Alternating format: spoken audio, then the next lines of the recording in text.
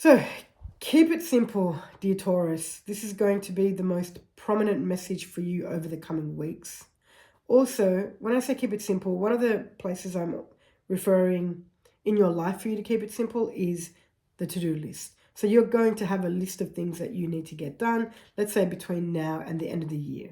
And there'll be moments of overwhelm, moments of, oh my gosh, there's so much happening. And then moments of maybe ease and grace, a little bit feeling more relaxed and peaceful.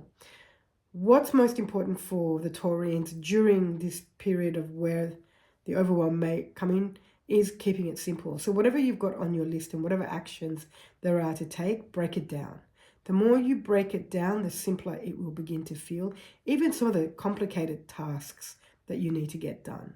So there are going to be tasks that will be complicated and have a lot of detail. There's nothing wrong with that.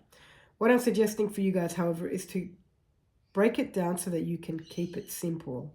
Instead of looking at what you have to do in the entirety between now and, let's say, the next month or two, okay, what is it that I need to take care of today? What have I got on my list today? And don't put 150 things on your list for one day. Immediately that's going to overwhelm you, and you'll be lucky if you even get to one thing on that list. So please be mindful of that.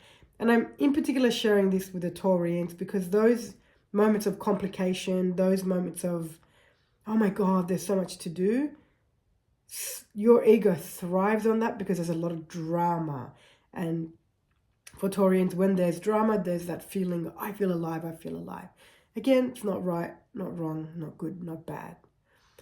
Come back, present moment, keep it simple, and break it down and be clear on the tasks that you need to get done today.